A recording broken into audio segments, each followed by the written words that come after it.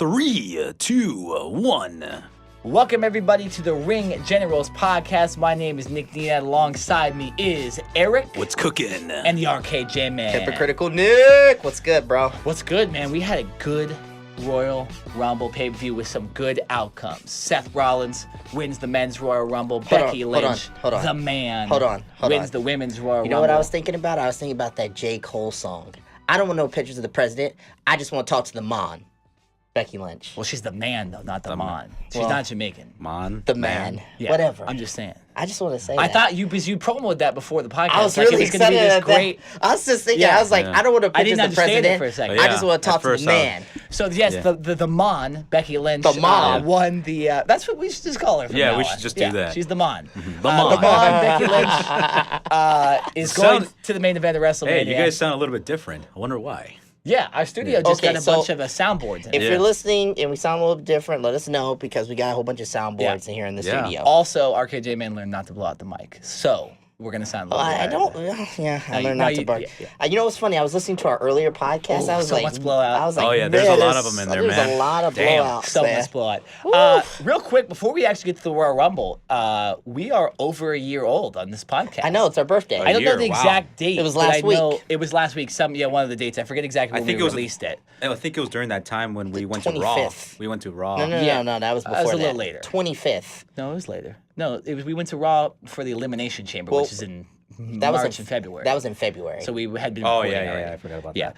But, so we're over a year old. So we thank anybody that's subscribed to us, anybody that's saw our content, followed us, met us at pay-per-views and stuff like that. So we thank you all for the support. And thank you all. We'll get more and more. We're just getting started, bro. Yeah, more and more out there in another year. But let's get back to the Royal Rumble. Enough about us. Like I said, Seth Rollins wins the men's. Becky Lynch wins the women's. Becky Lynch has stated that she wants to face the baddest woman on the planet, Ronda Rousey, at WrestleMania. That is official. And we also have Seth Rollins, we think, is going to challenge Brock Lesnar, but it's not super official yet. But we assume so, since they're having an Elimination Chamber match for the WWE Championship. Yeah, pay-per-views before WrestleMania. Yeah, but so what were your guys' are you guys happy with those two results? What do you guys think about the pay-per-view overall? Pay-per-view, I try to catch as much as I could because, we'll probably talk about that because why a little bit later. But I'll say this. I was satisfied with the women's part because I didn't expect Becky to win it, so that was great. I didn't even think that she would even enter into the Rumble in the first place. Yep. And so that surprised me. Seth, I kind of saw it coming, but my prediction was, if I can go back, was Dean Ambrose. He was going to win it by an upset victory, but just turns out that Seth won it. So I kind of saw it kind of coming in a way, but overall, pay-per-view wise, I think it was a pretty good pay-per-view. It wasn't that bad, Arkajima? I thought it was interesting. I wouldn't say it was good. I wouldn't say it was bad. I would say it was meh because Becky Lynch getting tapped out by Asuka in the first matchup. Although nobody seems to be talking about it anymore, it just kind of bothered me, to be honest with you. Stone Cold Steve Austin would never tap out when he was on the road to being, ascending to the top of the WWE. We didn't really see The Rock tap out. So why is Becky Lynch, who is starting to become the women's version of Stone Cold Steve Austin? I mean, they got everything with her. They got her in black and white, which he comes out for his entrance, just like Stone Cold. They've got her riding in a big truck, just like Stone Cold when he came back in 2000 from his injury. So, I mean, they're trying to make her like the Stone Cold Steve Austin of the women's division. Why is she tapping to Asuka? But I'm happy that she won the Royal Rumble because had Charlotte Flair won the Royal Rumble, there might have been a riot inside of that stadium. There might have been a riot inside of that stadium because people were starting to get restless and were starting to chant for the man. If she would have won by not eliminating Becky Lynch last, I think it would have been different. If she would have eliminated Becky Lynch, you're right. This would have been ECW one night stand, CM Punk in Chicago situation where the fans would have wanted to riot because they were, they really wanted Becky to win that match, especially when she was in it. Mm-hmm. I think the fans understood that once she didn't come out at 30, that that makes sense. She was in the title match. She's not going to be in it, and whatever. They're going to put Charlotte. I wouldn't see any rise, but I think people would just take it to social media. That's all what I would see. Oh yeah, like that's gonna really. I think do the much, whole but- situation. I think the whole situation was, we saw Lana struggling to get down in the ring, and that's when I immediately started thinking, is this Becky Lynch's time to come I through? I did too. And then she comes through, and I'm like, okay. And, so Becky Lynch gets in there. And then they have a situation where Nia Jax pushes her off the steps. And I'm like, are they really going to let... Yeah. Are they really going to mess this up again, just like they've done a million times with Roman Reigns? Are they really going to give this thing to Charlotte? But no, they let Becky Lynch win. Now, as we look forward to it, this has to be the main event. I didn't even care about the men's match. I have no care whatsoever for Seth Rollins winning the Royal Rumble. You have no care at all. I have very little to no care. So who would you have rather seen win the men's to make you care about it, though? I would have loved to see Rey Mysterio win. Ooh, that would have been good. I would have loved to see Rey Mysterio. I saw not somebody even in the elimination mention chamber, this. too. Yeah. Somebody mentioned this, actually. One of the good friends of the show, she does No DQ. Her name's Cindy G. She actually mentioned this, or somebody mentioned this, about how they would have loved to see Rey Mysterio versus Daniel Bryan. I would have loved to seen that. Yeah. I would have been cool with Technically, it still could happen. Technically, yes. Yeah. It would have been great to see that. Or Samoa Joe or Andrade. I would have loved to see Andrade win I'll tell the you Royal this, Rumble, yeah, too. is it looks like probably we're going to see a Rey Andrade match maybe again at the Elimination Chamber, and they're not in the Elimination Chamber, and maybe Daniel Bryan wins it again, and one of those two guys does get it, so hold your luck. But let's not forget we have Fastlane in March, too. As much as I like BS. those guys to win the Rumble, boo. as much as I like to see those guys win the Rumble, you can tell that whoever gets the most build-up between the months of October or December and January, you can tell who will win the Rumble. And by looking at Seth Rollins, how they were building him up, they were pushing him to win the Rumble. I mean, yeah. I saw it coming from those kind of months, because as much as I like the other guys to win, I'd rather have those guys win the Rumble, but it's just how it is.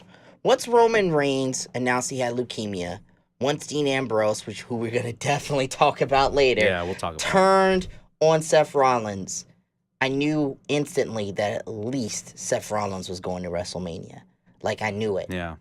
Obviously I had plans and I had hopes and dreams that this storyline between Seth Rollins and Dean Ambrose could stretch and last and have enough heat and momentum, and people could care enough to get us to WrestleMania, but they didn't care enough. Yeah. And it's part on them and it's part on the writing staff. But at the end of the day, they had some type of momentum. Seth Rollins, honestly, out of all three Shield members, he was the one putting on the more consistent matches, the one who was more over with the crowd. I agree. Yeah. And this might be controversial to a lot of Dean Ambrose fans out there, but, he was that person. So obviously, I could see Seth Rollins, them saying, okay, well, Roman Reigns is out with leukemia.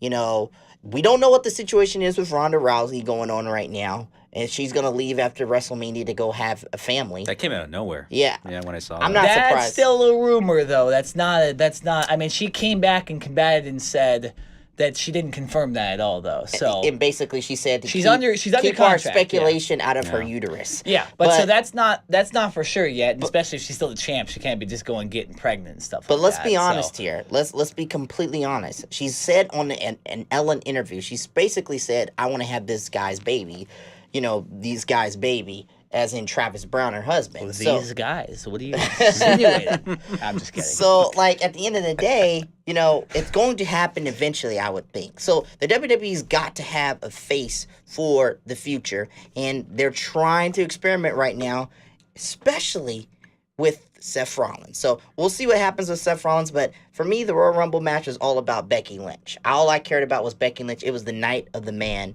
on Sunday night.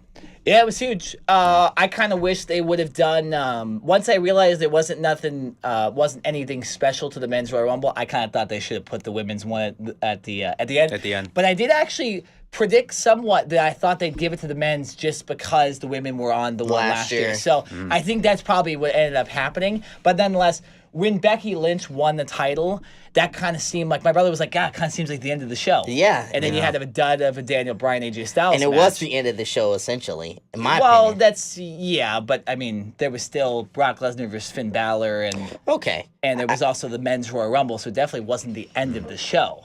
But essentially, this is our main event, Nick. But you're telling me once the women finished, you just didn't care about the rest of the show? Yeah. I don't think most fans echoed that statement. Well, I didn't But care we'll as much. We'll just say, Eric, did you care about the Especially show? when Finn didn't come out as a demon. I told you what happened. When Finn didn't come out the demon as the demon, I skipped it. It wasn't booked that way, though. He should have been the demon. And now they ruined it. I was right They're just about the whole demon thing. They're just ruining Finn Balor, man. They're just destined to ruin only that one that man. got Or yeah. or should I say saving him? in They're a not way. saving him from anything. Well, it's saving that demon character. They better watch how they're treating people, man. Because now that Dean Ambrose is leaving, it's getting ready to get really sketchy. If you're not treating somebody right and you're not taking advantage of all their character traits, their quality, everything that makes them a superstar or that made them a superstar when they were in the WWE or before they were in the WWE, they're leaving. May not be AEW, it may be like a New Japan or a Ring of Honor or whatever, or they can just go on the independents and make a crap ton of money. You know, so I just think at the end of the day, the WWE can't be making stupid decisions like this. We thought that the only way that Finn Balor had a chance was as the demon. And yeah, he provided us a little bit of spark, but I knew at the end of the day, he was still not winning. It was the same formula used in the AJ Styles versus Brock Lesnar match and the same style used in the Daniel Bryan Brock Lesnar match. We're going to get a little bit of offense in, but at the end of the day, Brock Lesnar is going to dominate. Well, but comparing that to, like, say, a UFC fight where there's a huge underdog, why is it bad when the underdog doesn't win? Why is it bad when the champion that should win just wins? Because one of these times, we've got to get David beating Goliath. Well, but maybe they're We gotta setting get- it up for a big... I mean, Seth Rollins So is... basically what we're trying to do Seth now Rollins, is we're though. trying to put Seth Rollins... who's a better superstar and way more over than Yeah. Finn Balor and even AJ Styles. Well- Seth Rollins is the most over guy besides Becky Lynch. Well, no, the most over guy in the company. The match. So, I mean, That makes actually the most sense. It's WrestleMania. The overall feud with Finn and Brock was rushed. It was very limited because it was scheduled to have Brock and Braun Strowman, and then later on they pushed Finn Balor. Because I think they realized that nobody wanted to watch Brock Lesnar versus Braun Strowman. Yeah. We've seen that match already. Yeah, and we it's have. not That's nobody. Braun Strowman's losing his luster because, at least in my opinion, he's kind of become an unrealistic character I've seen in a this realistic WWE world now. I've seen this before. Somebody compared him to the Big Show and how he has these turns and how he's there to put the main superstar that the WWE is looking to push over. And I kind of agree with that. Like, this guy, you know, you can go from heel to face, heel to face, heel to face in a matter of moments. You know what I'm saying? He could literally go heel and face go heel in the face multiple times on the road to WrestleMania. Yeah. So I just, with the Braun Strowman thing, I think it's a matter of, we're not sure. This guy is very green in the ring. Okay, we're also not sure how committed he is to staying with the WWE and wrestling in general for a long term. Who? Braun Strowman? Braun Strowman. Why do you say that, though? Because it just seems like, from the outside looking in, it just seems like he just doesn't. It seems like he's doing this necessarily as a way to fulfill something that is there in the meantime to get him to his ultimate goal. And I'm not sure what his What's ultimate his goal. ultimate? But that's like a crazy. I mean, where are you coming with that I'm opinion? just saying. though? Okay, well, You there's a can kind rumor. of say that about anybody. Okay, though. so there was a rumor going around a long time ago that Braun Strowman was starting to develop a lot of heat. He was showing up late to shows. He was having issues. You know, people were getting upset with him because of the way he was conducting himself backstage. It's just like, if you've been in the WWE in the business for a few years, you should know better than showing up late to shows, forgetting your lines, you know, making mistakes like that. That's not very So, good, You know, so, like, for me personally, it's like, okay, all right, can the WWE... But at least it's better than being coked out. Yeah. New Jack. Razor Ramon, Yeah. Scott Hall. Were they coked out? They were somaed out. No, they were coked out. Somaed out. They were all coked out. Kevin, a lot of Kevin coke. Owens did not. I heard him in the You Should say he didn't do coke because his dad had a heart attack. So Kevin Nash absolutely never did coke. You believe what Kevin Nash is saying in those you shoots? I believe he You believe admitted- what That Kevin guy- Nash is Kevin saying in Nash those is- you shoots? that dude man? Kevin admitted Nash to can like bullshit essentially me. sexually assaulting women. I don't think he's going to shy away from saying he did coke if he did He coke. said what about Sultan women? I mean, said he tried to get a new chick every night. You know? Yeah. I mean, if Wait a minute, you're as big as Kevin Nash, you're essentially assaulting a woman if you do anything Pretty with much. them. Look, Like that guy did when to you're Oscar around on the- when you're around guys like Razor Ramon and X-Pac, come on, man. Yeah, come on. Shawn Michaels back in the day. Oh, yeah. By the way, I saw a really good wrestling shoot with Shawn Michaels. I'm gonna send it to you guys in our group chat. It was really good. Wrestling shoot? He's done a shoot before? Yeah, it was like actually when he was out with his back injury. Oh, during wow. the Attitude Please Era. send that to This us. is Yeah. an old one. It's actually a two-parter. I was watching it last night. After WrestleMania 14, That's right? good. Yeah, it was actually after WrestleMania 14. You could tell because he looked really young. Yeah. Really young. But getting back to the point here, like Seth Rollins, I mean, yeah, he won. It was predictable. Do I see people turning on him like Roman Reigns or some of these other superstars? Nah, I don't see it. Seth Rollins is a little bit more of a likable guy than Roman Reigns. He's got mic skills, too. Yeah. He's got better mic skills. Great athlete. The whole promo he did after he won the Royal Rumble on Monday Night Raw the night before seemed very genuine, and it was great. But I'm gonna ask you guys this. All right, do you think this Dean Ambrose thing is a work, or do you think it's legitimate? I'll let you guys answer first. To me, I'm going to go grab my coffee real quick, so I'll be Seriously, right back. you gonna grab coffee go right for it. now? I, for one, No, I left my coffee in the other room. After coffee. I, for one, at first, Don't step on my phone, bro. I, for one, at first, I was a little bit upset because, well, I'm not really upset, but I could maybe see where Dean Ambrose can come from. But then at the same time, as soon as I was driving down here, I started thinking about it a little bit more, and I started realizing, wait a minute, there's something fishy about it because WWE wouldn't put that out there, you know? And it's kind of in the same way how CM Punk announced when he had his contract, when his contract was about to expire back in 2011. Somebody threw it away. Oh, it's there. You found the coffee? It's right here. He worked himself. It was right. I thought it was somebody I did else. work myself. It was He right worked behind himself. our. I thought it was somebody- like my laptop area. Yeah. So stupid. I thought it was somebody else's coffee. Look, so here's the situation with Dean Ambrose. Number one, I think it's legitimate, and here's why. They mentioned his real name, Jonathan Good. Okay, They've usually- never mentioned the guy's real name on TV before. no. When they do, Vince McMahon didn't say Phil Brooks. that's Talk about different. CM Punk. That Didn't was say Mark- Paul. Mark- Nobody's ever What- called Triple H Paul. in Mark- a release when they were releasing somebody. They always mention their full name, Jonathan Good. Number one, that's the number one thing. Mark Calloway, Undertaker. Yeah, they said. Did they say Mark Calloway? Yeah, they did. When? Back in '99. Well, I'm talking about more recent. I'm though. talking, Oh, yeah. recently. Yeah, Okay. that's a little different because he hadn't been more of as an established character yet. Now you're not going to disrespect the guy with that, but So, number two. All right. So, with this whole AEW thing, as we get on our daily Ring Generals topic of AEW and the impact of yeah. the wrestling industry, like everybody is talking about, I think the WWE, well, allegedly the WWE came to Dean Ambrose and offered him a contract extension. And not only that, but they offered him a raise. Now, I sent you guys something yesterday.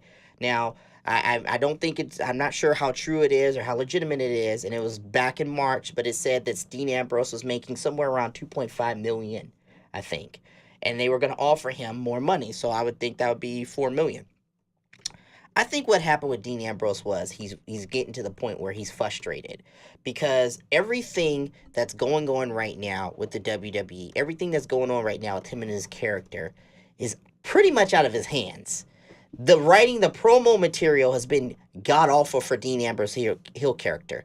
Let's think about this, okay? He came back with a badass look. Like, even on Monday night, when I saw Dean Ambrose for a second, I said, this man should be competing against Brock Lesnar, not Seth Rollins. Because his look is phenomenal, and he has the mic skills.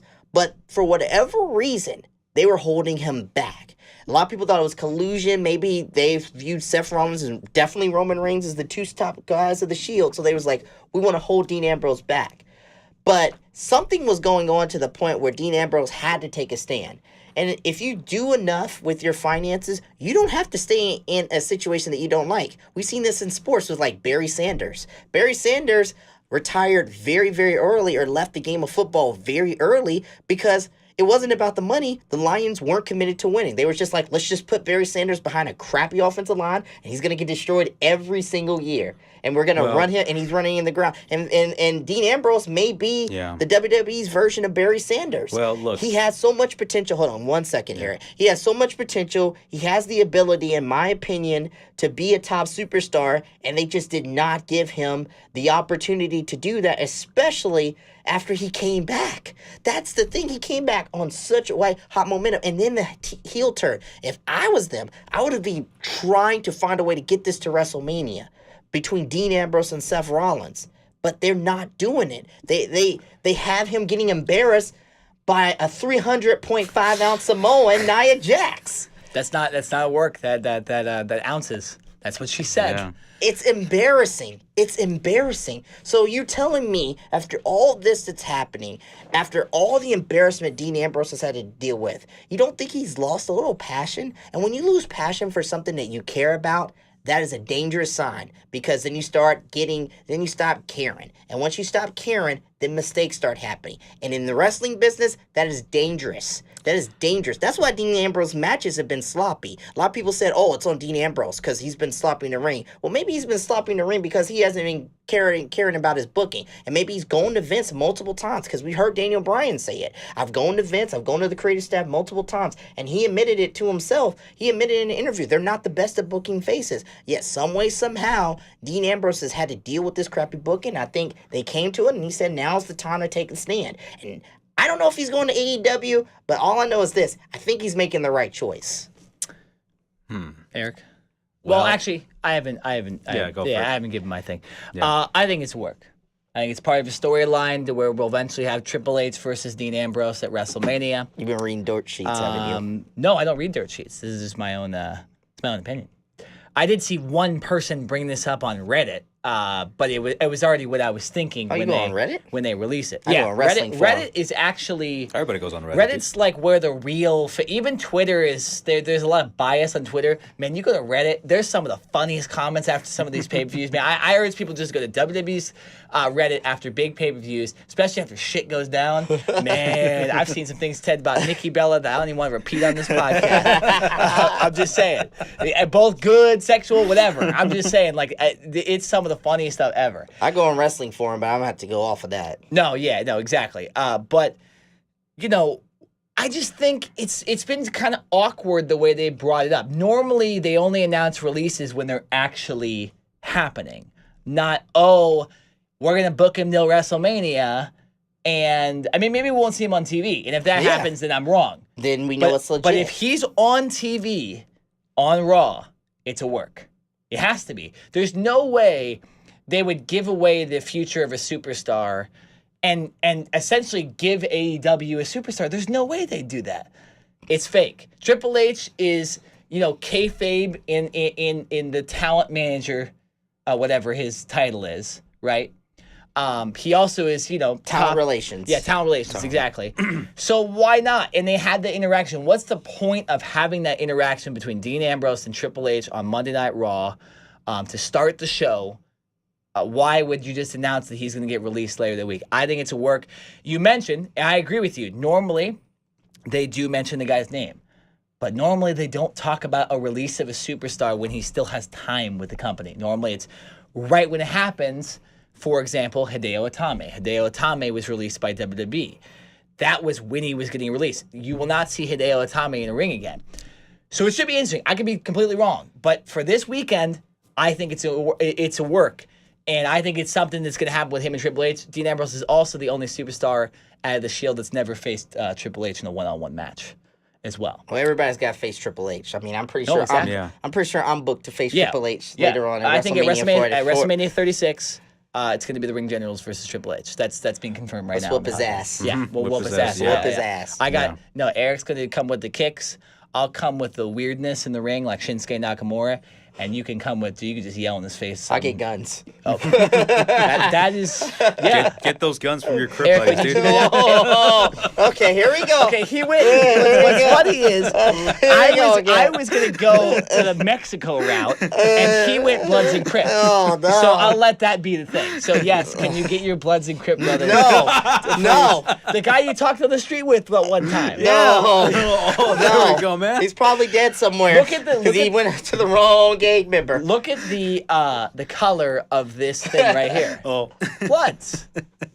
No, thank you. I don't associate with any of that. Eric, what were you about to say though? You were gonna say something while I was talking. It can be looked at both ways. Yes, Nick, all signs could be pointed to Dean Ambrose versus Triple H at WrestleMania. it could go that way. On the other hand, Dean, if he's really that frustrated, I really think that WWE might come up with a way to try to keep him, to try to trap him in order for him to leave WWE, because I think that's how they did it for CM Punk, because when CM Punk, he was about to leave in 2011, that's when they came up with the idea saying that, you're not going to believe this. You're going to go on air and you're going to air your grievances. And I think they're probably going to do that maybe with Dean Ambrose. Could. Yeah, exactly. That's what I'm talking about. And there is room for stuff to happen because they released it strategically right now. I just think I could be wrong about this, but at least I'm going to put it in some people's minds. We're like in the month of January, and I know it's going to be uploaded tomorrow, which is going to be February. They still got up until April. That's a good point, yeah.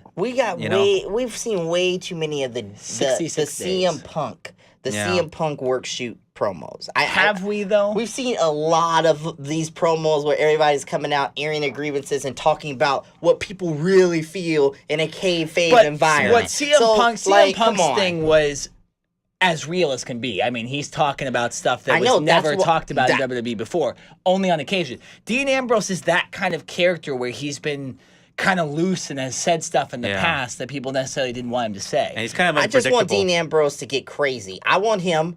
Do that. You know what I want him to do on Monday Night Raw? Pull out a gun? Just kidding. No, not pull out no gun. He ain't no Brian Pillman. He could. Well, but like what? That would be a dream match. But Brian Pillman and Dean Ambrose. Yeah, we talked about that. Yeah. It's a gun match. Yeah. Look, here's what I'm thinking. Okay, after Nia Jax has her match this Monday night on Raw, Dean Ambrose comes out from wherever and he just dirty deeds her because he just doesn't care. Okay, and make sure you turn off Renee Young's mic. Make sure you turn off Renee Young's mic. Or better yet, he would do dirty deeds on her, Renee Young. No, I like to see that. That's Dean Ambrose saved this girl's phone in the middle of a match. Yeah, like no, they're happily married. They're happily married. Well, you never know because the guy's unpredictable. The guy could do anything he wants. Yeah, but why would you attack your wife when you could attack Michael Cole instead? I would, yeah.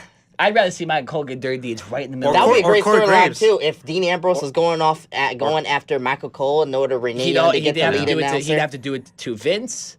He'd have to do it to everybody. To Stephanie, Shane, to Triple lead H. into Triple H. See, we're creating a storyline right now. Yeah. This is a work. A work. No, but I think you need a book. Work shoot. Now, here's what I do think. Do y'all think this could affect Renee Young's situation in the WWE because her husband's leaving? No, because he's not talking shit like CM Punk did with AJ Lee, because I think that's why you're bringing it up. Renee Young, he doesn't, they offered him money and he doesn't want to come back, and maybe he'll show up at that pay-per-view in his hometown in Las Vegas for AEW, but also... Wait a minute, that's his hometown? He's from Las Vegas, yeah. Oh, he's definitely going to AEW then. No, that's another reason why people obviously, No wonder why WWE hit him with that contract extension very, very soon. Well, yeah, because they want him back. But no, and here's the thing. AEW factor, man. I actually don't think that this is. I think he actually is in dispute with his contract. I think he wants more. I just think he's going to get more, Nick. Yeah. Well, no, but the rumors has it is they're giving everybody more money. No, agree.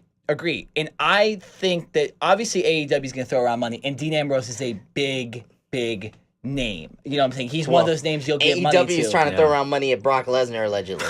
Well, that's going to be a lot of money because he gets 10 mil. He gets 10 mil with the WWE, so you're really going to give him that much? I don't think that's worth it. I don't think the cons want to give out. I don't think the cons are like Ted Turner and them, and they're just going to be giving out like $200,000, $300,000. They need to spend their money on a quarterback. I don't see that before they spend money on Brock Lesnar. Yeah. They need to spend their money on a TV deal. They need to get a TV deal first, and if you get a TV deal, that's enough revenue Absolutely for you to go out and get some of these major superstars. But right now, I still am frustrated because it's like, okay, we hear all these people allegedly going to AEW and WWE's getting all concerned, but have we forgotten the fact that there's no TV deal that's been announced? Yeah, no TV deal, and also aren't there plans of this year for Brock to fight? In UFC? Yeah. I don't know. I mean, after he passes, right now it's all about money for Brock Lesnar. He's gonna go. He's gonna go to whoever is paying him more, and I don't blame him. You go with where you can make the most money. It's whether it's UFC, whether it's WWE, or Elite. I mean, we paid him a lot of money on Survivor Series, so there you go. What? You're welcome, Brock. Well, I mean, Brock's. It's not like Brock's not entertaining. It's not like he still isn't a draw. I still get excited when you have super matchups with Brock Lesnar. Because he's really, if you look at it, if you look at the roster and you go down to the amount of people there after Roman Reigns left, not a lot of people who can really stand up to Brock Lesnar in a match. Honestly, if you guys notice, and he's a superstar. If you guys notice that Brock does a better job of working with smaller guys. Thank you, Jesus. I'm sorry, I just saw something. Oh, okay. Say it again. Sorry. Oh, what I was gonna say is that don't you think that if you guys realize that Brock actually works better with smaller guys like Finn Balor and Daniel Bryan?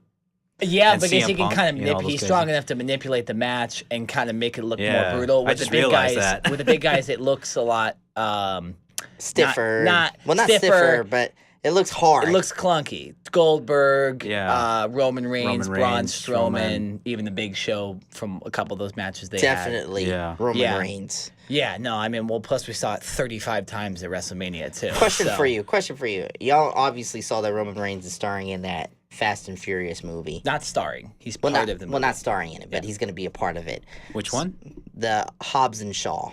The Rock's movie. Yeah, the Rock's movie. So let's say the WWE loses Roman Reigns. I don't think people want Roman Reigns I can't see that happening. Who cares? Nobody. I mean, you're already okay. I don't want to be mean about the guy, but WWE is in a way better place right now than it was when Roman Reigns was the top guy. No, I disagree with that. Yes, it was. I disagree with that. Dude, you are the number one Roman Reigns. I hate Roman Reigns too, but now that I've seen it without Roman Reigns, it's like this is some bullshit. What is the BS? The BS is that Seth Rollins is there. We don't really know. We don't really know if he's going to be a valuable draw going into the WWE until WrestleMania and then afterwards. You have Daniel Bryan, who just turned heel, who I thought was going to be their top superstar besides Roman Reigns, but he just turned heel. Okay. Then you have Finn Balor, who they've ruined with their booking, and he's 36 years old. Okay. Let's go down the list some more. Bobby Lashley, he's 40, I think. Okay. His character is Why don't you? I don't understand why you are giving Seth Rollins so much. Why are you hating on Seth Rollins? I'm not sold on him just yet. I'm not sold on him. I'm not saying I eject him. I'm just not sold on him yet. What is it about it? Because I don't understand. He looks bland to me.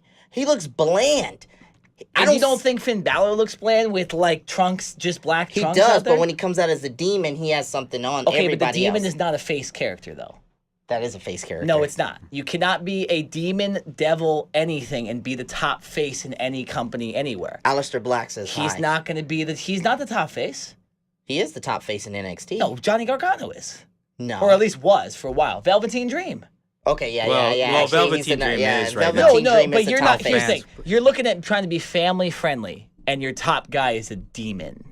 That doesn't work in anything. I'm just saying, Seth Rollins, for me personally, just isn't there yet. I'm not saying he's not going to get there. This isn't He's already been there. I'm not He's already been, not the top face, but he definitely was the top guy at one point. When he had the title and he was rolling with the authority, he was the top. And he was the heel. He was the top dude, though. You know, I'm just saying. People love to hate him, if you ask me. WrestleMania and the Royal Rumble is always the WWE sign of pointing us in the direction of who they're looking to push for the next 5 years. Okay? That's how I look at it. Besides 2 years ago with Randy Orton. I don't count that. Goldberg, too? Goldberg did not win the Royal Rumble. Oh, you're right. Yeah. I'm talking about when you win the Royal Rumble, most of the time I'm thinking this is where the WWE's headed in their direction for the next either year, 2 years, or even longer. And they're clearly now seeing Seth Rollins. So Seth Rollins is there. Roman Reigns is out with leukemia. We don't know what the issue with Dean Ambrose is. And even if it's a work, there's still some issues there with his contract and whatnot that still needs to be solved and settled out. So obviously they're going with Seth Rollins. I'm just saying, can I put Seth Rollins on Good Morning America the day after WrestleMania? Can I put him on? Can I put him on there? And can he get a whole bunch of get a whole bunch of people watching Monday Night Raw that very same night because he can talk well, he's charismatic. I'm talking about, can we see him in the lead of John Cena? Can we see him in the lead of The Rock, Stone Cold Steve Austin? Hulk Hogan. That's what I'm talking about. Your Bruno Sammartinos. I'm talking about the top guys. I'm talking about people who we say are carrying the company on their back. But yes, but Seth Rollins is dominating in a time where women are the biggest draws right now, which has never happened. That's not true. Did you see the attendance at SmackDown this week? Have you seen the pictures? No, I did not. There was like nobody there. But nobody goes to SmackDown. Okay, but nobody if Becky goes to Lynch SmackDown. Besides when we went to SmackDown. If Becky Lynch was such a big draw, she'd be getting people to go to SmackDown, right? I don't think people want. Nobody knew she was going to be on Raw this week. Haven't you said this though, that they did like 4 shows in the Phoenix, Arizona area? You don't think people had work and stuff and they were just tired? But you're saying that Seth Rollins is not you're saying he doesn't draw, which I completely disagree. I'm not saying he doesn't draw. I'm just saying I'm not sold on him yet. I'm not saying other people aren't sold on him. I like Seth Rollins. But who are you like sold his on? matches. You can't just not I'm be not sold on anybody just yet. I don't really know yet. I'm sold on the Velveteen Dream on NXT, but they won't let him. He's never even been on the product. But he's not going to be on the main card for a while because they're protecting him. I'm just saying, I don't know. I just don't necessarily believe in Seth Rollins. Here's my thing. It's going to be hard to become the next John Cena or the next Rock. And I don't think either of those guys are, whether he's related to The Rock or not. Speaking of Roman Reigns. He is related to him. No, that's what I'm saying. No, that helps, but Roman Reigns also has his own charisma. I don't really associate him with The Rock that much. But Seth Rollins has been the go-to guy. They call him Mr. Monday Nights. That guy's hour of the show, the last 6 months, I've looked forward to on Raw every single week. I'll say this. I think Seth Rollins is in a much better position than he was in the Authority because I didn't think that he needed the Authority. He was a much more better athlete without using the Authority. Right now, where he is right now, I think he's in a much more better position because by that time when he was with the Authority, I was sick and tired of watching Stephanie and Triple H and the rest of the guys. Yeah, but you're supposed to be that because they're heels. Well, that is true. That is true, but I was sick and tired of having a guy, having Seth Rollins to be with them, and I'm like, guys, Seth, you don't need those guys. Seriously, you're a much more better athlete and a better heel without those guys. You don't need them, and it's just kind of like dragging water, and I didn't like it, but now I think he's much more in a better position than he was a couple of years ago. I think he is, and I agree with you, Eric.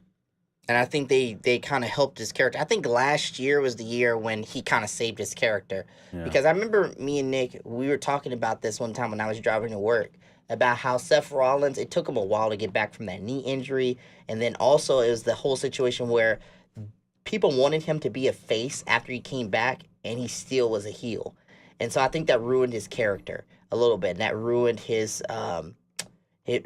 credibility. So those consistent strings of matches and just him being like, people wondering if he's the Shawn Michaels of this generation because he was every night putting out match after match after match that was just match of the night and starting to get bigger pops than Roman Reigns. I think that's what caused WWE to start thinking, this may be our new plan just in case. And then when Roman Reigns comes out and says, I have leukemia, then it just cements it like, maybe the night he has leukemia, Vince is like, we got to go with Seth Rollins all the way on this one to WrestleMania. Mm-hmm. I just don't know. I mean, you really think they would have done another Brock Lesnar Roman Reigns match, or had Roman Reigns? Oh my God! No, the plan. I heard the plan was Roman Reigns versus Dean Ambrose in the main event of WrestleMania this year. And if Dean Ambrose would have gotten that main event, he would have stayed. If he would have gotten that main event, he would have re-signed. No, agreed. But I also think Seth Rollins and Brock Lesnar are bigger draws than Dean Ambrose. They are. Having Brock Lesnar in a match against a total face is a better draw than trying to create a super heel out of Dean Ambrose when he's never been one. It's a go-to. I'm surprised they didn't just have Brock Lesnar be the title holder this entire time and just keep getting heat on him and stuff like that. But I don't know. I'm just curious because I don't know where this thought is coming from. I thought you were totally behind Seth Rollins. I don't care. It's just very interesting to me. I'm not saying that I'm not totally behind him. I'm just saying I have to see more from him. I have to see more of a character from him. I have to see his merchandise. I'm thinking about who's going to be the next guy leading the WWE in the next 5 years. I'm thinking we may not get Roman Reigns back for a really long time. Ronda Rousey allegedly is leaving. allegedly could be leaving, excuse me, and then you have the whole I don't Becky know Lynch about thing. that. I'm like, well, who's going to be it for the men? Because right now the women are killing it. And, like, I'm so interested in this Becky Lynch, Ronda Rousey thing right now that I could really give two shits about the whole Seth Rollins, Brock Lesnar feud. Because, honestly, it's just the same old shit with Brock Lesnar. I'm going to F5 you 12 times in the ring, okay? I'm going to put the Kimura lock on you. You're going to experience all this pain, and I'm going to make some type, and Seth Rollins going to make some type of comeback, and maybe he wins, maybe he doesn't.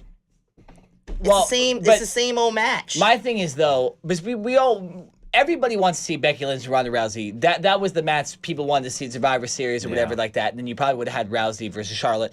And there's also thought from a lot of wrestling fans that Charlotte might be involved in this feud too. That's what most people want to see. And those women are by far the three most popular women in the WWE. So might as well put They them in might the be main the event. most popular superstars in the WWE out of men and women. True. No, Yeah. that's absolutely Rousey, especially Becky Lynch, is the most over superstar, at least with the wrestling fans, and then Charlotte, obviously famous with her father's last name and stuff like that. And she can get over too. I'm not discrediting her. By the way, because that of what her dad promo was. by Ronda Rousey before Becky Hold on, Lynch. we'll get that in a second though. Hold on, because I want to get off topic.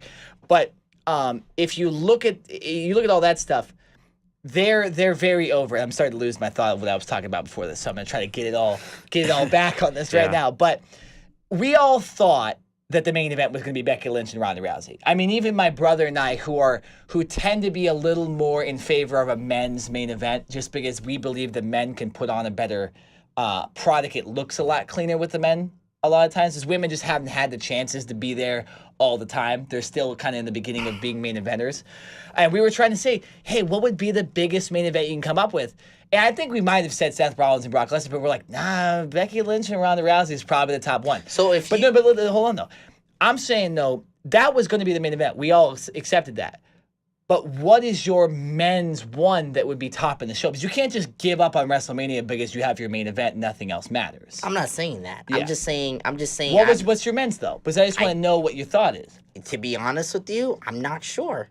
I'm just gonna be honest with you, straight up. I'm gonna That's tell absolutely fair too. Because I'm you're not sure. You're not sure about the men. because which is I'm totally not fine, sure. yeah. I'm not sure because I haven't really seen anybody take it. I thought maybe an Elias would be somebody who could step up possibly, but they failed with him. But and now you're he's telling back me to being Elias heel. was going to get more over than Seth freaking Rollins to the crowd? That's the. I'm just saying over time. I'm just saying true. over time. That's true. But I don't know. I was looking at Drew McIntyre and saying, well, this guy could be a possible opponent for Brock. It's a fresh matchup. Well, it's something I would really like to see. Drew might have a chance. But he's a heel. You're saying Drew McIntyre versus Seth Rollins? Brock Lesnar too. Drew McIntyre But can that's turn heel face. versus heel, though. He That's can turn not- face. No, but that's his thing is a heel. I mean, he's a brutal heel. That guy comes out. It would make sense. Everybody's It would make ass. sense with Seth and Drew, but Drew, I think he's got kind of a couple more chances with these up and coming pay-per-views, if anything. Interesting. I was just looking this up a second ago. Stone Cold Steve Austin was the same age as Seth Rollins when he started to become the face of the company. How old was Stone Cold? He's 32.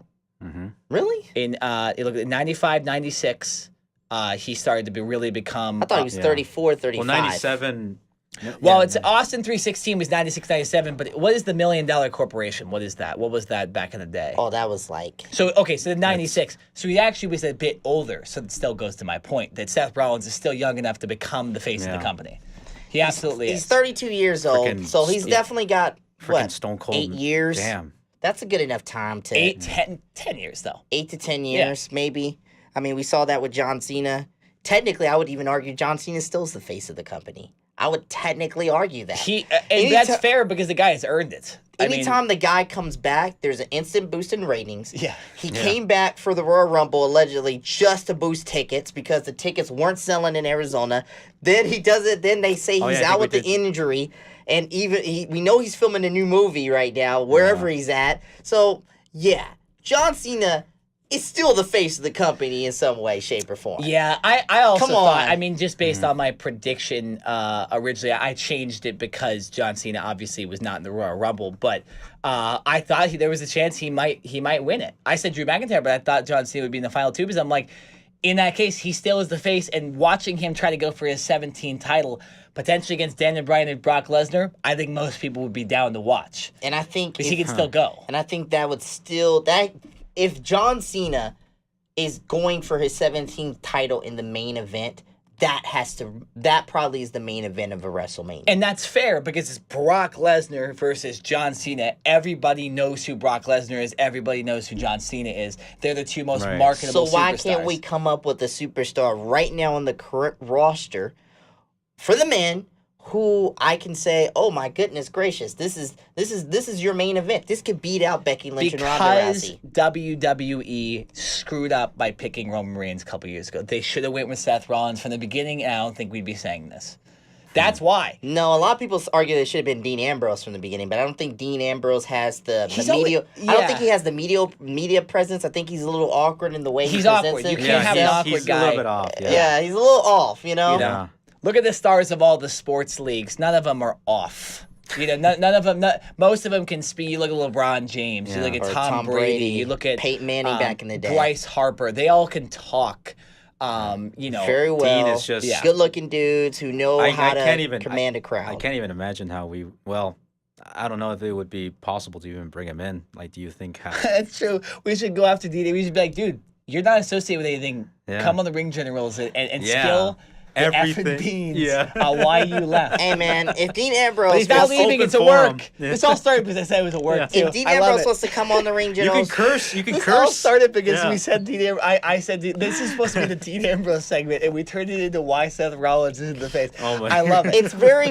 It's we do need to move on now. It all correlates together. That'd be great if they would have a feud, and then Dean Ambrose would probably use this little piece and actually say, Hey Seth, like I hate you so much. Even the Ring Generals actually talk about more about you than me, and they'll probably use it as a promo. So hey, why not? Well, you're going. Well, that's the chances of that happening are. We'll go sky high in the views. Flip it up. But look, hell yeah. But look, well, real quickly, what y'all think between the Ronda Rousey Becky Lynch face off? Okay, before that, Ronda looked terrible. She looked awful. But just like I said about Dean Ambrose, that might have been a work. Might have been a work because she came back with an absolute fire promo after that. I think, and I mentioned this to you. I think they must have knew that crowd was going to be You could tell too throughout the show. You could tell that that the crowd was a little WrestleMania Monday-ish. After WrestleMania? Yeah. Oh, okay. Yeah, exactly. It was a very good crowd in Phoenix. Right. So, I mean, I think this whole Ronda Rousey thing. Well, Nick knows Phoenix. Like, yeah. Yeah. So this Phoenix does not have a big wrestling fan base. So those were and that thing was the quote unquote marks inside that arena. That thing was packed. Yeah. Like you couldn't get a seat in there. So yeah, I mean I definitely think Ronda Rousey's promo was god awful. And I think they're starting to get some resentment. There's some resentment towards Ronda Rousey right now. Man. When you tell people to back off the speculation, hey, keep your speculations out of my uterus. When we are trying to push for you to be in the main event of WrestleMania, that kind of rubs me the wrong way. Maybe that's why the fans booed her. Like, that pisses me off a little bit, because it's like, you're trying to tell me. Yeah, I think it's more of the fact that she, and I say this about all of them too, Natalya does the same thing. They're too damn nice to each other, right? Yeah. Nobody's gonna take the women as seriously as Becky Lynch if they're all super, nice to each other the whole time. Ronda Rousey hugging everybody after every match. No, this is professional wrestling. There's no nice in professional wrestling. Right? You gotta keep even your the gimmick. heels don't even like each other half the time, like during stuff. They can combine, but they always turn on each other. Yeah. Right? I'm just saying. You can say hi to whenever you do the signings, when you're backstage. when you're not, but like, it's just, I think the crowd was like, no, we don't want to hear this BS. Just say that you want to whoop Becky Lynch's ass. I think they just had it. Yeah. Man. I just think honestly, and she did. I think it's that fake humility shit.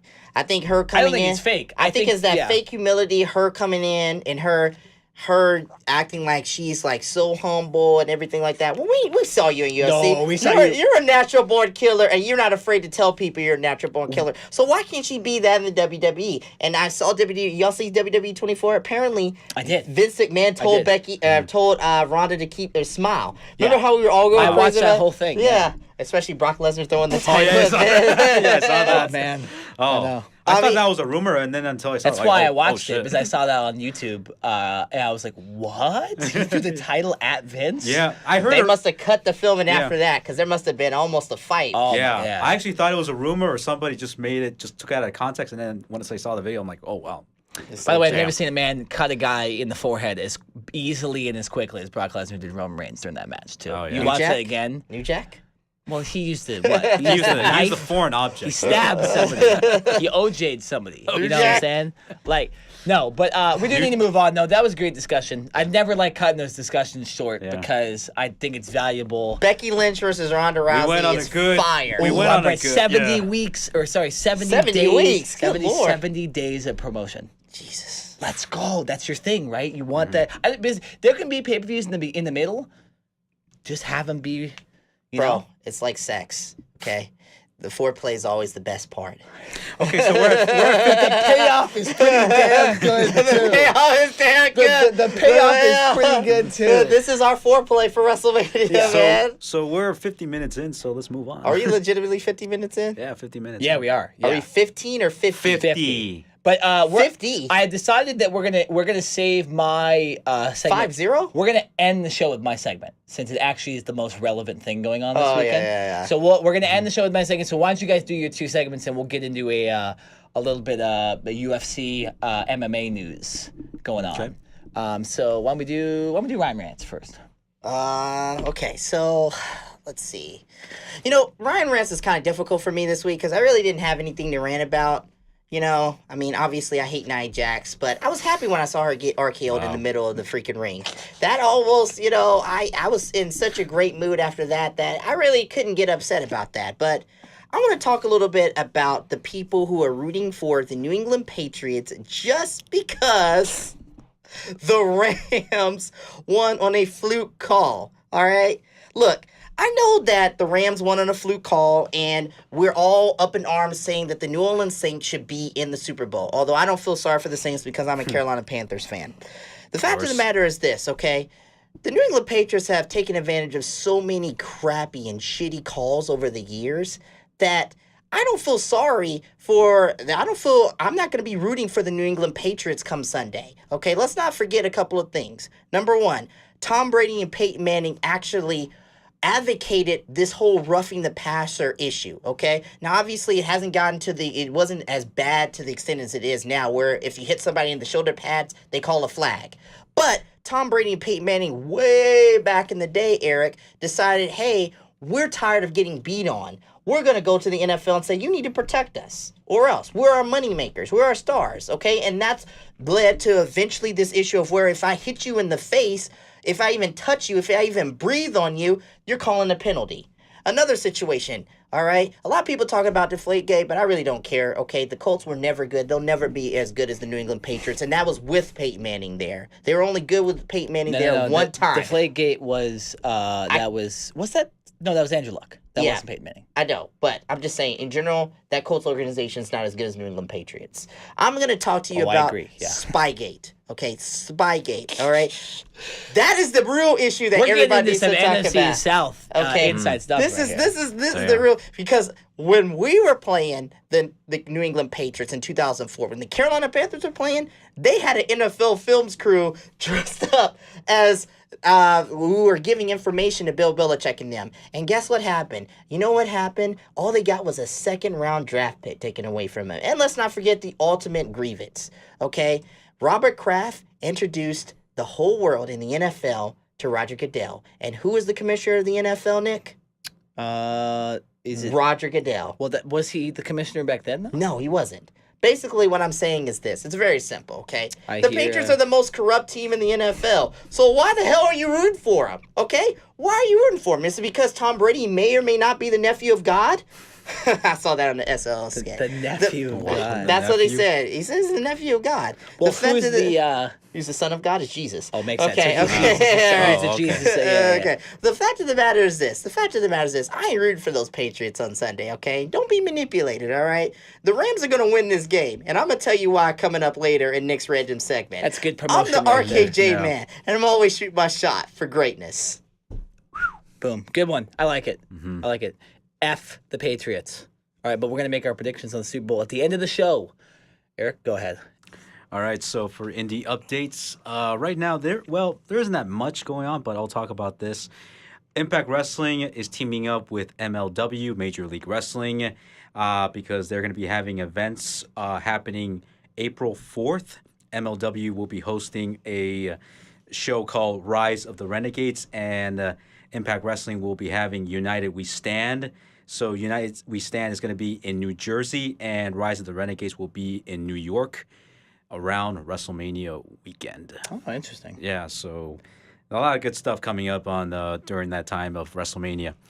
For Bellator MMA, yes, that is true. Jack Swagger, or his real name, Jake Hager, won. He beat, by the name of Kaiser, he beat him by chokehold, right? It was a choke that he did. Yeah, yes, he choked him out. Yeah, it was. Yeah, he elbowed him and then he choked him out. Yeah, that was a great. I thought that was a great fight. Congrats to Jake Hager. Shouts to R-Truth, by the way. R-Truth. Yeah, we'll talk more. R-Truth sang his entrance music. Yeah, we'll talk more about that a little bit later. And for Evolve, NXT's Ricochet will be wrestling for Evolve 123 at the Melrose Memorial Hall in Melrose, Massachusetts, during the month of March 15th and 16th. So look out for Ricochet out there. And for Oh, what? Something about Ricochet? Ricochet is going to be at that show. Jarrett's going to be at that show? yeah. He's taking time off the Cover 2 podcast to go do the show. Yeah. Shouts to Jarrett. Yeah, he's going to be bringing in some people over there. Shouts to Prince Puma. Damn right. Now for Dream Match of the Day, and I was giving it some thought, and we were talking about John Cena and Brock Lesnar. I was thinking about, maybe the possibility of having these four individuals, these four graduates from OVW, maybe happen at a SummerSlam or Royal Rumble, Survivor Series, or maybe WrestleMania. Who knows? Batista, Randy Orton, Brock Lesnar, and John Cena. I like it. That's Go a at good it. one. Basically, all the faces of the company I mean, at one point or another. It could happen. I mean, we've seen Brock versus Randy Orton. We've seen Randy Orton versus Cena numerous times. Cena versus Brock, but we've never seen Brock versus Batista. We might see that happen hopefully in the future. But why not yeah, that's happen a great all match, four? Yeah, actually. yeah. Why not have all these four individuals go at it? I changed my mind. I would much rather see Batista come back and then he can face Brock Lesnar. That's actually, I think the fans would all be down for that. That's sad when I'm still a 50-year-old man. He just turned 50, and I'm still whether you see Batista's that. 50? Yeah, Batista just turned 50. Oh, man. That's right. He didn't become a big-time wrestler until he was very old. Right? Yeah, until he They was would have older. had the chance with Batista and Brock back in 2014. They would have, but they screwed it up. Speaking on your Bellator comment, my dream match is going to be very interesting and still could happen to to this day. At Bellator, that same Bellator, a couple fights after Jake Hager won his debut fight, there was the heavyweight Grand Prix finale, and Ryan Bader knocked Emilio.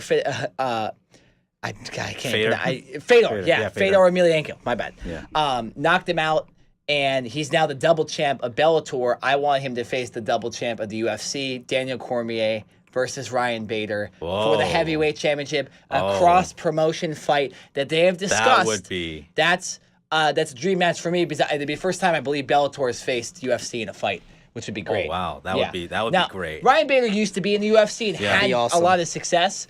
But I think, a dream match, cross promotion between one fighter from another company going into the UFC and fighting. I It think could it'd be happen. pretty cool. I could see that Yeah. happening. I'm down. That could be one of Daniel Cormier's last couple fights. I think he said he wanted to retire sometime this next year. So that could be one. If the Brock Lesnar thing doesn't But he still happen, wants to fight him. He still Yeah. wants to fight He Brock. still wants to face Brock. he wants to face Brock. He wants to you gotta face get John that, Jones. You got to get that out of Yeah. the way first. That, John Jones, and then maybe Ryan Bader. True. Yeah. Those Ryan Bader's definitely earned it a little more than Brock. Let's say that. But But Brock is a bigger star. Brock is absolutely He's a bigger. he's a big draw, dude. 100%. But yeah, so let's comment. That's a good segment, Eric. Thanks for all the information. No problem. Let's go over this. What were our thoughts? Do we think Jack Swagger has a future in absolutely. MMA? I think so. Did you not see those hits? I like it, but I think they set him up with an easier fight. And fighting in Bellator is not fighting in the UFC. This is the way CM Punk should have went. This is the I exact absolutely way. 110% Punk, agree. Yes. For Punk, yes. For Brock, they fed him into the wolves early on with guys like Frank Mir, because Frank Mir he beat him. For Jack, even though he had that wrestling background, that amateur wrestling background, I still knew that either Jake was gonna win or he was gonna kill him, choke him out. Yeah. It could either go both ways, decision or choke him out. But, for Jake, I can see a future for him. I think it's also something because we talked about Brock Lesnar going to UFC. We talked about CM Punk going to UFC.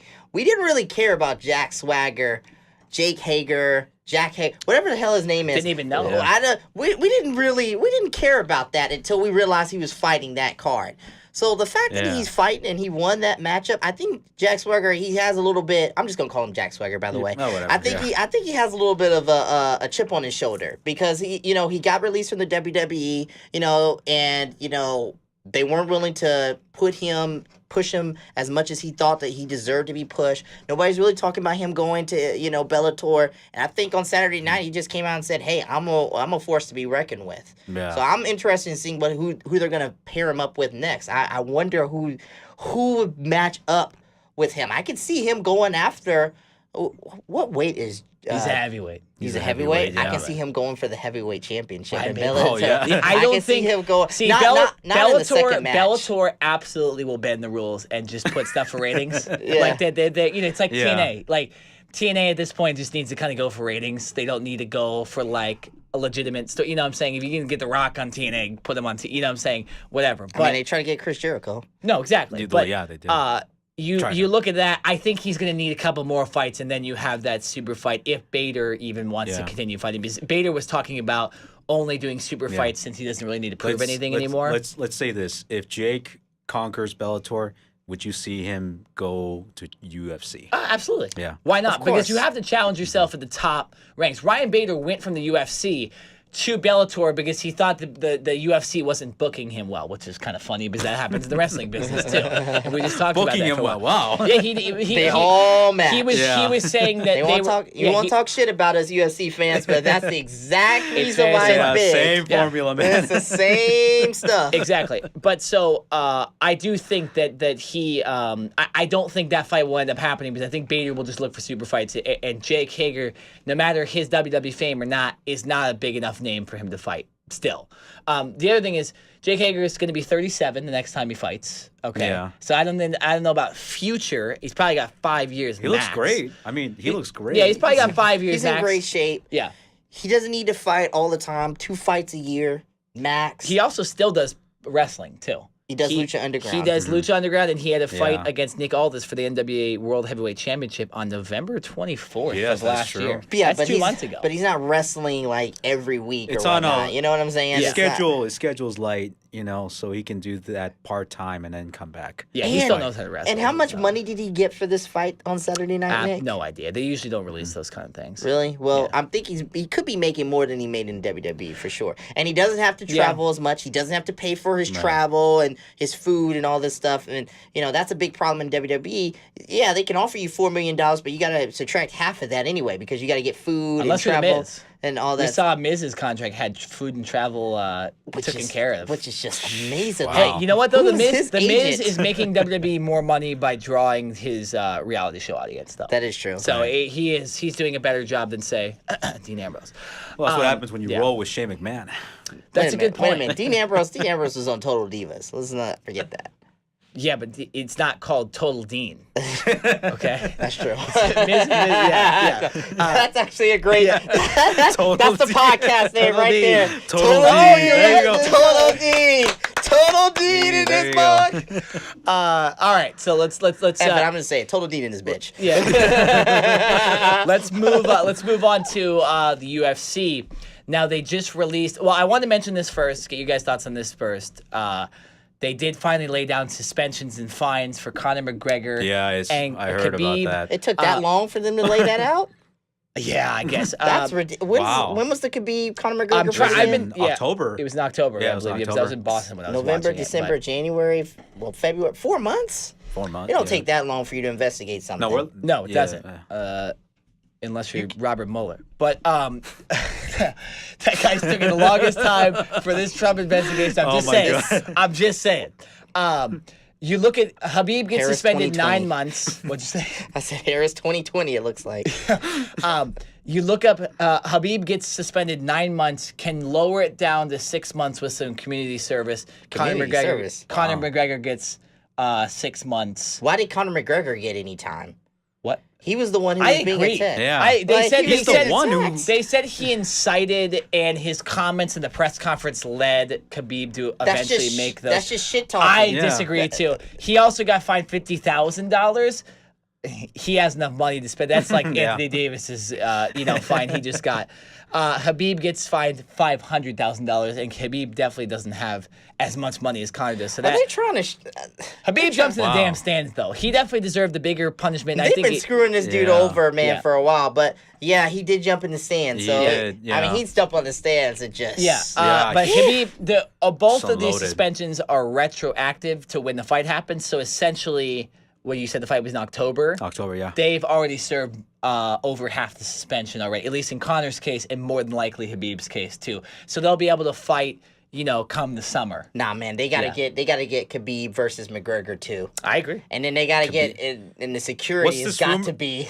You gotta get Conor Tom. McGregor versus Donald Cerrone first, and then we'll go Khabib and Conor McGregor. And also, wasn't there a rumor about? I think I might have mentioned it the last podcast.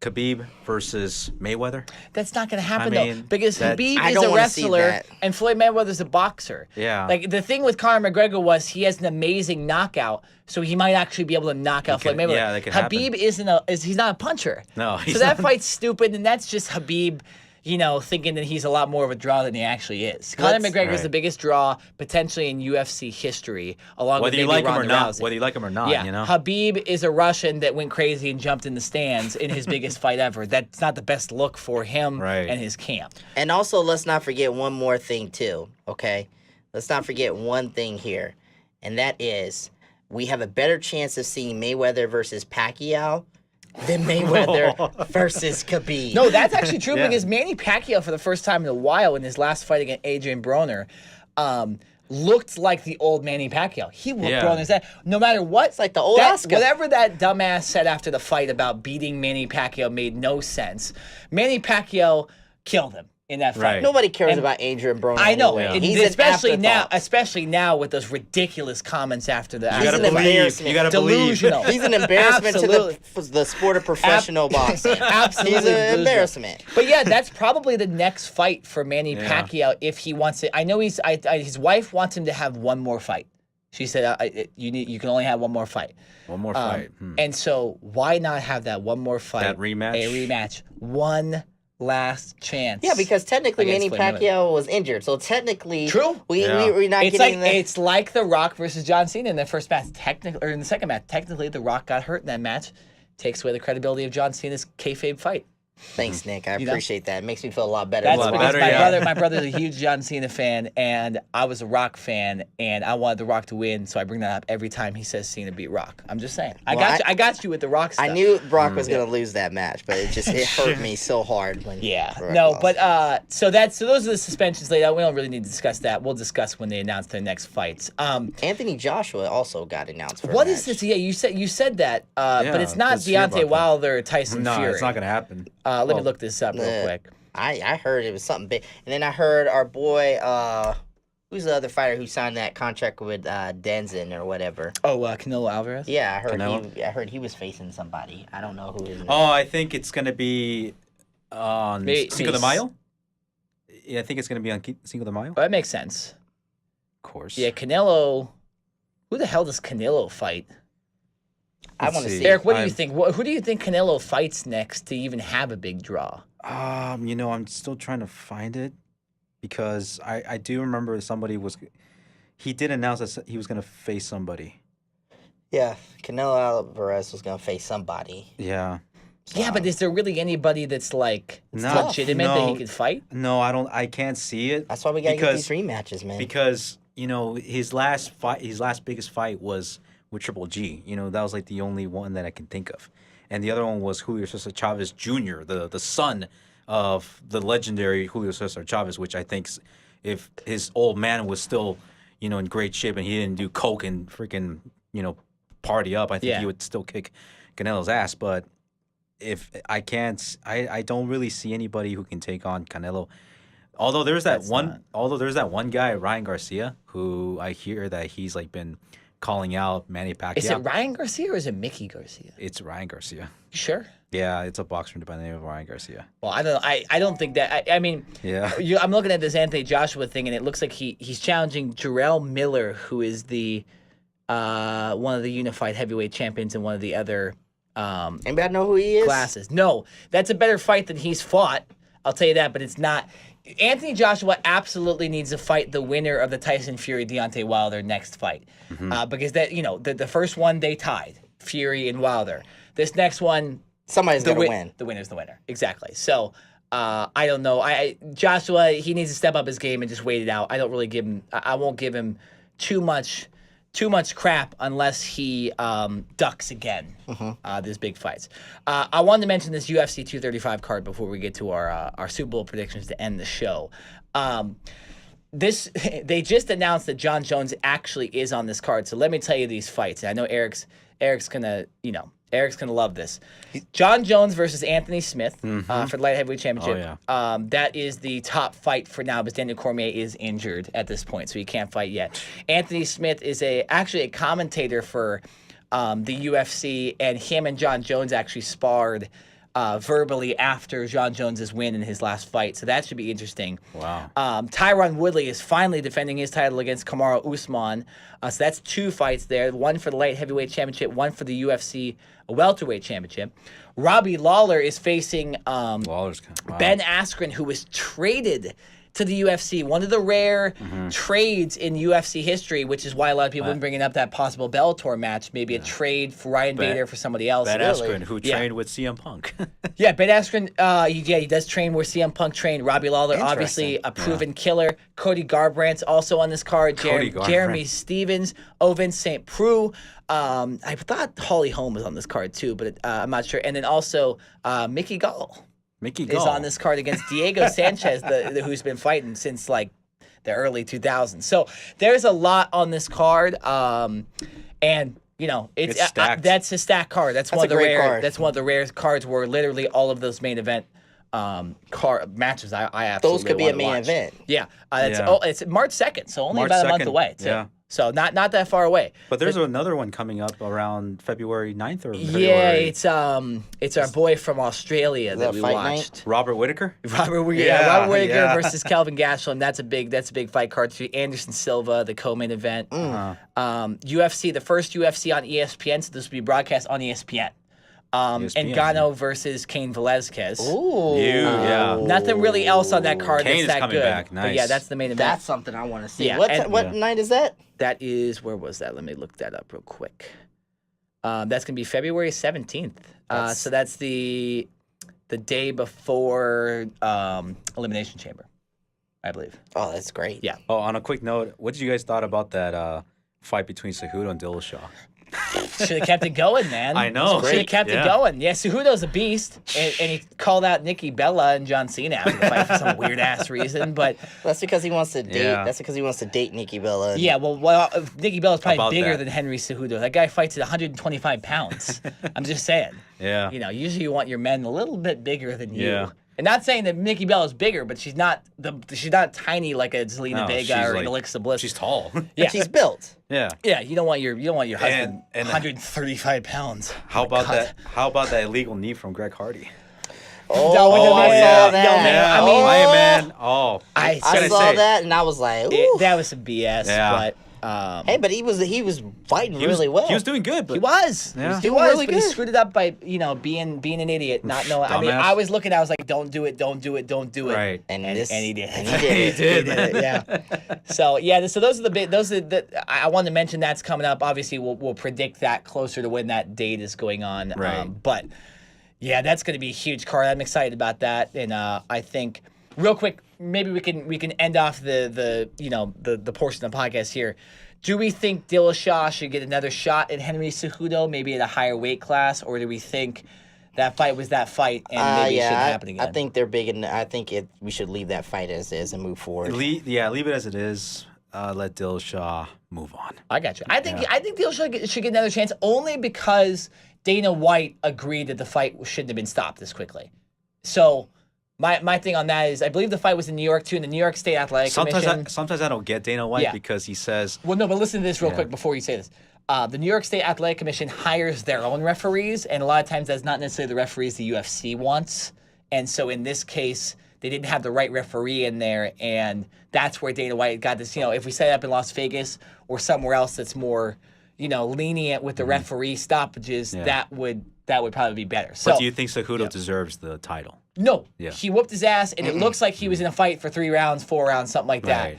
But I think with the stoppage that was early, TJ Dillashaw is a beast. He's a tough dude. I don't know. He got up immediately and was like, I'm not hurt. Right. So why are you stopping a fight if a guy's not hurt? Right? The guy should be knocked down on the ground, unable to get up, bleeding all over the place in order for you to stop a fight. You know what I'm saying? Or his head should bounce on the floor like that guy, that Aaron Pico during Bellator. Did y'all see the thing? Y'all remember the thing I said to you guys with the hardest hits or the hardest knockouts? Yes. For UFC? Yeah. No, go look up. If you look up Aaron Pico's last fight, he got upset in Bellator, and his head absolutely bounced. And then he got knocked. He got hit twice after that. That's the way a stoppage should go. The guy needs to either have his head bounce, be bleeding all over the place, or be knocked out. You think somebody's gonna get a killing on live television, basically? No, but somebody's got. Hey, if you get punched in the face and you end up dying, you join the sport that happens. You get hit by a baseball in the head and die too. Right. You know what I'm saying? You get hit hard enough in football the way you could potentially die too. Or hockey. Yeah, Jesus. I mean, we've seen like people. A puck, it's just completely. Yeah. So you're in a sport where it's dangerous. I mean, wrestlers have died in the ring before too. Yeah. So it's not like I have sympathy, but it can happen, and it's the risk of the job. It's like bungee jumping too. I never seen a murder happen in boxing. I think it might have happened like many years ago. Happened in Rocky. UFC back in the early days, it was happening. There were people who were getting killed in the ring and whatnot, and that's when people were coming out and saying they had like heavyweights facing featherweights. I'm pretty sure like bare knuckle brawls. Yeah, that's brutal. That's brutal. All right, so now this is time for Nick's random segment of the day, and it's not necessarily random in the case of the world scope. But the Super Bowl is this Sunday, and I wanted to give especially the RKJ Man and Eric a chance to kind of go over their predictions for the show.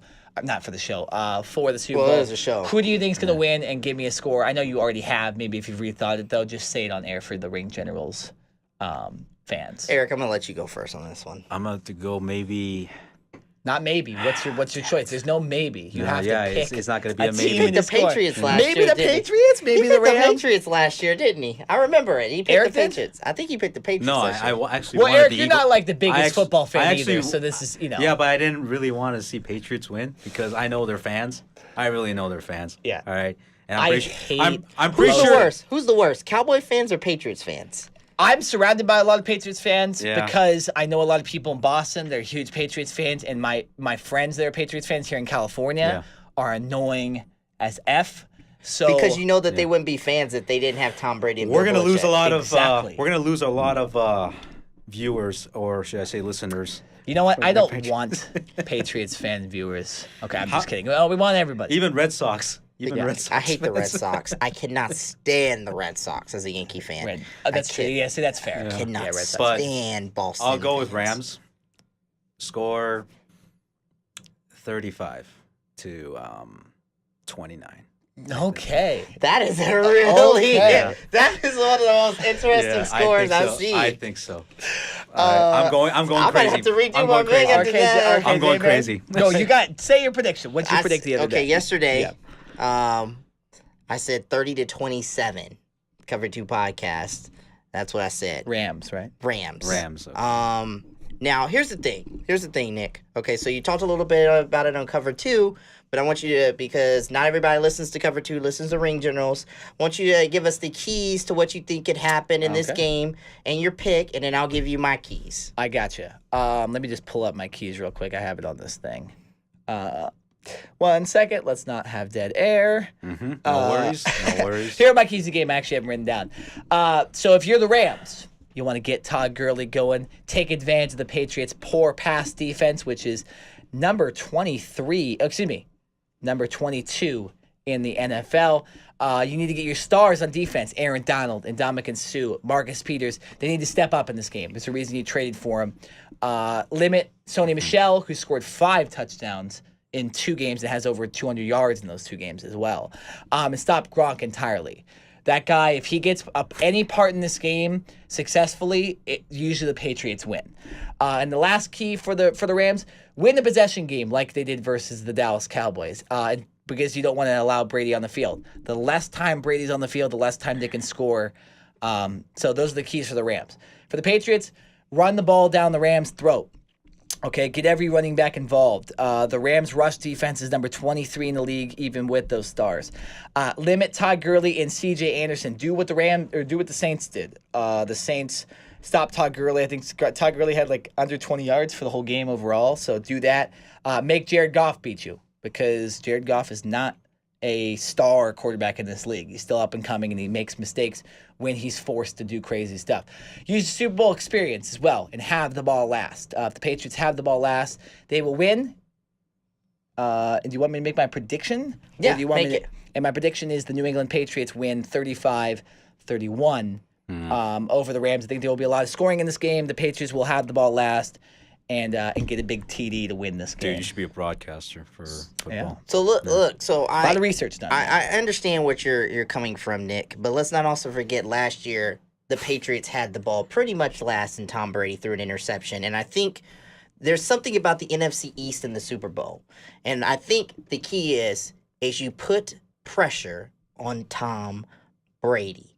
When you can get pressure up in Tom Brady's face, and you can easily have him dance in the pocket, that proves itself to be something that benefits the defense. We saw it in 2007 with the Giants. What did the Giants do? They put a lot of pressure on Tom Brady, and they occasionally brought the blitz too. I saw that happening, well, of course, from a different sport for soccer, for Messi in one of the games. They put a lot of pressure for Messi, and they blew it.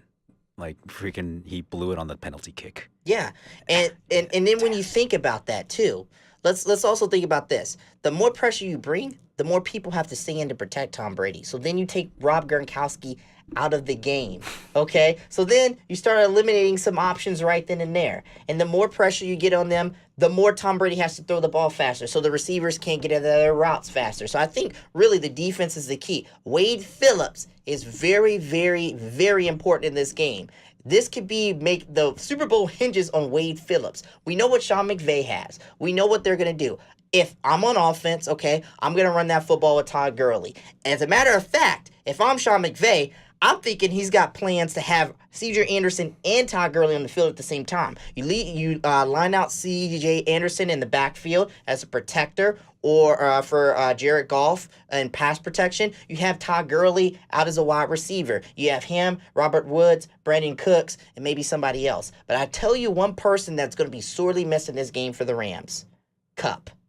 He's going to be sorely missed in that game because he's that person who can stretch the field and get what I like to call dirty yards, Nick. Basically, those 10 to 15-yard routes, those 5 to 8-yard routes that you need to get in order to get a first down that you know you're going to take a hit on, they're going to miss that. The New England Patriots have a lot of those guys. They have Edelman, they have Hogan, and who else? They have James White and all those other receivers. I think that could play a part in this game. But I do think if the Rams can do what you're saying the Patriots should do, run the football, have time of possession, win the time of possession battle, and be able to throw the ball deep later on in the game with Brandon Cooks. I think they can win this football game in the end. Jared Goff just can't make any mistakes. There is no room for error in the Super Bowl. None. Not one single interception unless you're throwing the ball up Hail Mary at the end of halftime.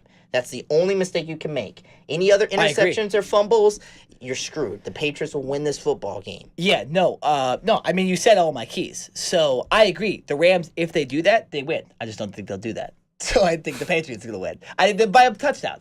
I mean, I'm saying 35-31. I think it's close. I think just Tom Brady will have the ball, only down by 3, so it'll be less of a stressful atmosphere than that game last year where they were down by 8 and they had to score a touchdown and go for 2. That's a lot more stressful, and they only did get to the 50-yard line. They didn't even get down the field to even try to score either.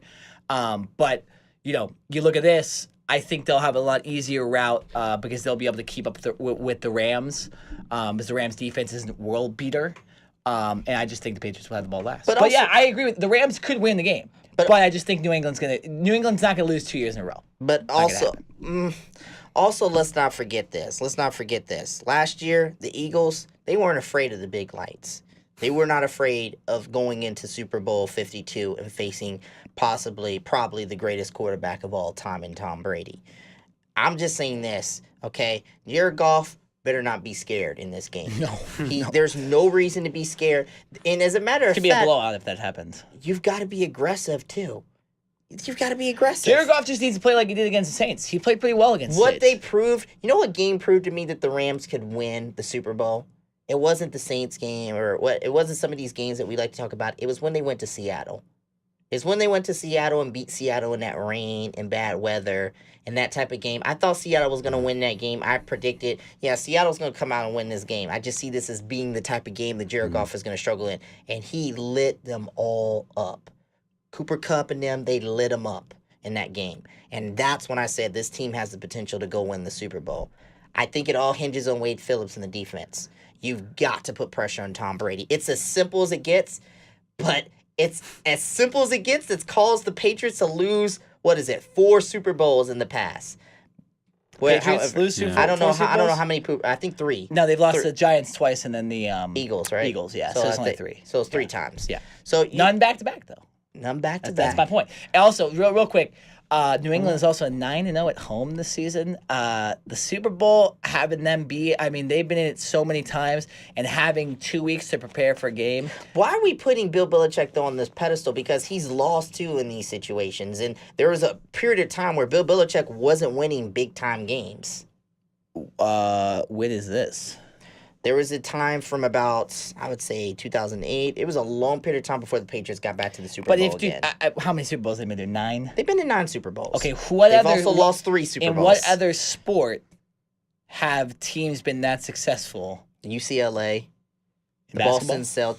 Boston Celtics. But you're telling me though that coach wasn't historic because he lost some titles to the Lakers? I'm not saying he's not historic. I'm just saying you've got to. I feel like I understand Bill Belichick is important. I know he's smart.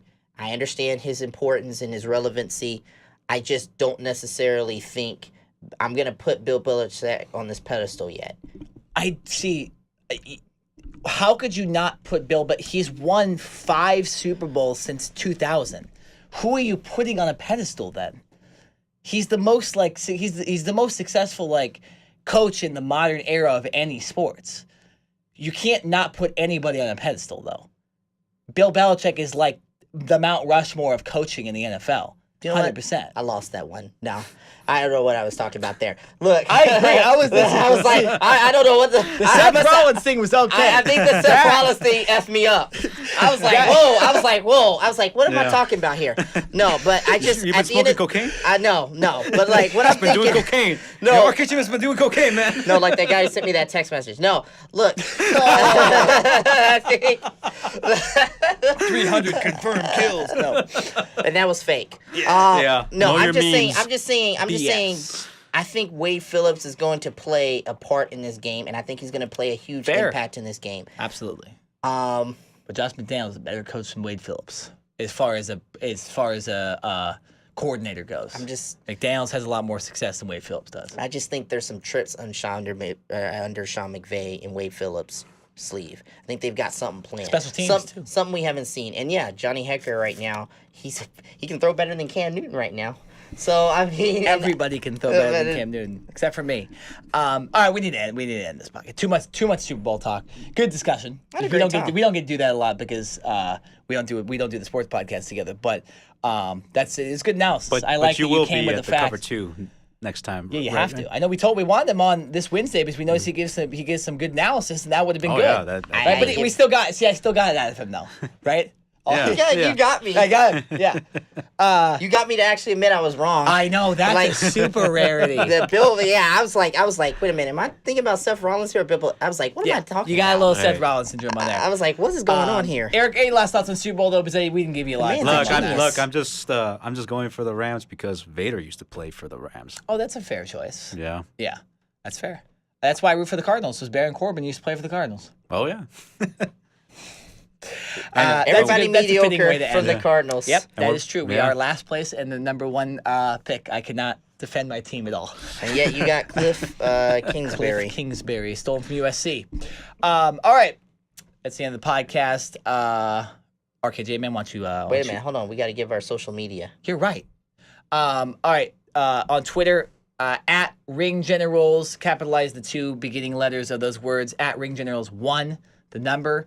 Facebook, look up the Ring Generals page, and Instagram is the Ring Generals, all in lowercase. Do we want to give our own social medias, or do you want to just get the podcast social media? Podcast, social Yeah, media. that's all might good as with well. me. Hey, man, like it, subscribe to YouTube and SoundCloud channels because we put All good that good stuff up stuff. there. And you definitely want to look at our stuff on social media because it is popping. It's Yeah. great. Eric, is there anything you want to talk about? Anything you want to promote? Slam Saturday will be back because I've been off for about a week. So Slam Saturday will be back this Saturday. So stay tuned as we are going to get closer and closer to UFC for next week. And also the Video Game Cafe 1 on Instagram and also the Video Game Cafe on Twitch and YouTube. And yes, today I did a little bit of an errand and I'm going to be streaming this certain game tonight. And oh boy, I'm going to be needing some luck for this one. Oliver Luck? No. Speaking of which, No, we don't need to start talking about that. We'll talk about when that happens. Good old XFL. Real quick, Cover 2 podcast every Wednesday in the morning at from 9 to 11. We just released our Super Bowl predictions. I mean, you heard kind of mine anyways, so you probably don't need to necessarily go listen to that part of the podcast. if you want to see a guy who looks just like Ricochet, go look at a Cover 2 we podcast. we also did talk about Anthony Davis, these rumors about the Lakers, and why Manny Machado and Bryce Harper have not been signed. So go check that out. That's on YouTube or on my social media. I recently just posted about it. So check out my stuff. Hey, man, real quick, shout out to Good Mike Commentaries. He actually commented on our page in our last video, our last podcast. Thank you so much. We appreciate the feedback. Thank you to everybody who comments, okay?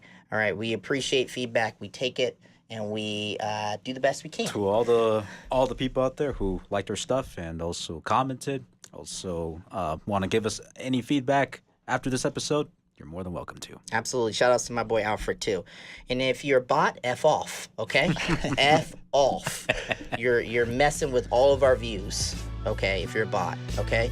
But as always, man, whether you're at the Super Bowl, WrestleMania, Double or Nothing, raise a glass in the sky and salute the Ring Generals.